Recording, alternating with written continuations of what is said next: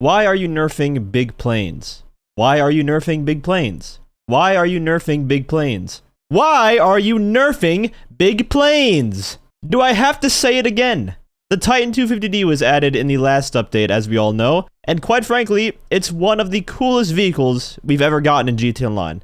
And it's actually a big plane that is, dare I say, good. Compared to every other big plane, the Bambushka, Alkanos, Volatile, those are all just complete dog shit in comparison to the Titan 250D. However, for whatever reason, Rockstar seems to just be so keen on making stupid changes to the Titan 250D that really have decreased its usefulness over time. Now, don't get me wrong, the one change they did make to it that was positive was making it so that the control surfaces can't be shot off by one explosive so you can actually use the armor to its full potential. But that should have just been obvious from the beginning. It never should have been like that to begin with, because it was just completely useless without that change. But I'll still give them credit for changing that because that was needed. But then they went and nerfed the 25mm and 40mm cannon range by 40% from 500 to 300 meters. And that change right there just made the 105mm the only worthwhile gun on the aircraft. If the 105mm didn't exist, this Titan would be dog shit. Now you can't even engage with the other guns at the same distance you can with the 105. It was already hard to use those guns because of the render distance, but now it's pretty much impossible unless they're in a vehicle. The Avenger can have cannons that shoot 1,000 plus meters, but the Titan 250D guns have to be nerfed. Why? Doesn't make a whole lot of sense to me. And it was already a bad plane to use solo, but how you can only use the 40mm gun, which is arguably the worst one to begin with before the range nerf. And with the range nerf, it just made it even worse to use solo. But that's not even what we're talking about today. That's just what happened before this. But cut to the current patch, it was made even worse to use solo. And really just worse to use all around with a change they made to it.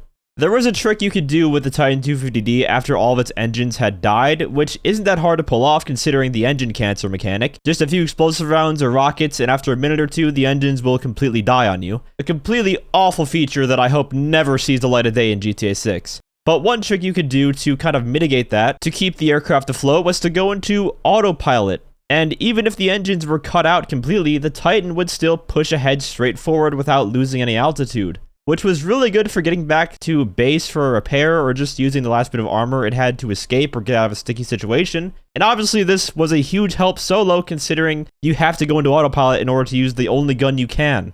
Well, after the Money Fronts DLC, if you try that trick, the plane just falls down. Autopilot will no longer save you. So the moment your engines die, the plane is basically chalked at that point. There's no saving it. Which essentially means the effective armor has been slashed entirely. I would say at least by like 30% or more. It only takes a fraction of the total armor of the aircraft to disable all of the engines.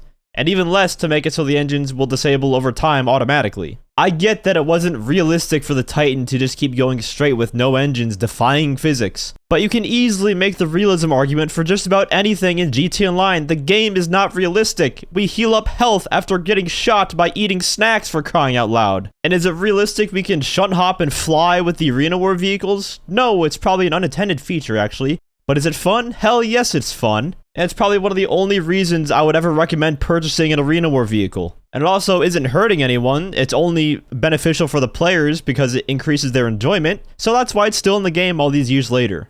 The same could be said for this floating technique on the Titan 250D, it only made the Titan more fun and more useful. So why the hell was it changed? Why are they going out of their way to making the Titan, a very rare, good, big plane, worse? It just doesn't make sense.